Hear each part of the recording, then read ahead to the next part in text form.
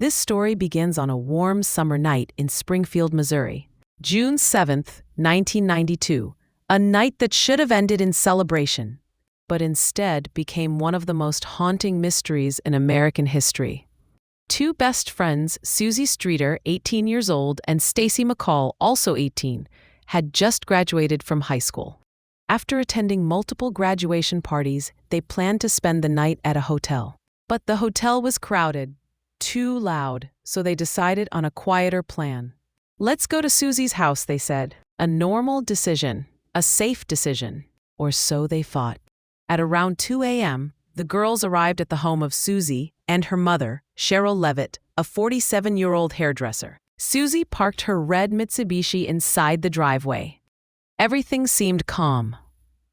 From that moment on, all three women vanished. The next morning, Stacy's family couldn't reach her. Her mother, Janice, drove to the house. Nothing seemed wrong. The front door was unlocked. The lights inside were still on. The TV was left playing static.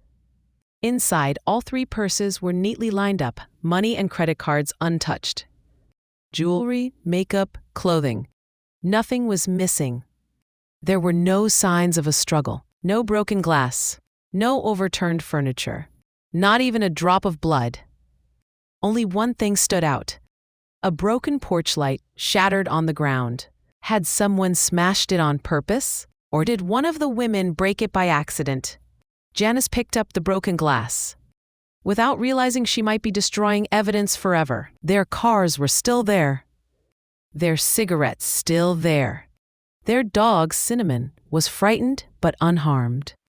Whoever took the Springfield Three did it without leaving a single trace. Investigators searched everywhere. They looked for witnesses, security footage, anything. But this was 1992. No smartphones, no doorbell cameras. And the neighborhood was silent. There were strange phone calls that morning.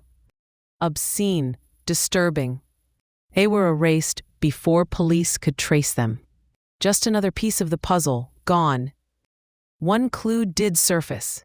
A man seen near a green van, suspiciously watching the house days before the disappearance. But despite multiple sketches and nationwide searches, the van was never found. Police also examined a concrete parking garage that a convict claimed was connected to the case.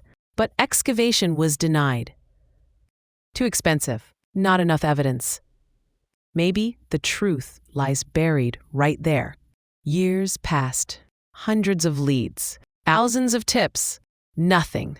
No bodies, no phone records, no ransom demand, no goodbye. 3 women, 1 house, and total silence. What happened inside that home? Did someone the women trusted convince them to leave willingly? Did they walk into a trap? Or were they kidnapped by a stranger who was simply waiting? The Springfield police chief once said, "It's like they stepped into thin air." Sherrill, Suzie, and Stacy were daughters, co-workers, friends. They were supposed to wake up the next morning and continue their lives. Instead, they became a chilling reminder that even inside your own home, you're never truly safe. More than 30 years later, the house where they vanished still stands. Different owners, different lives, but the memory remains. Someone out there knows exactly what happened.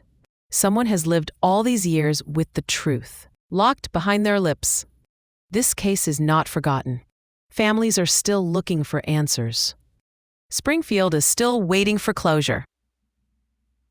And the world is still asking, where are the Springfield Three? And will their story ever be solved? Until the truth is found, they remain gone, but never forgotten.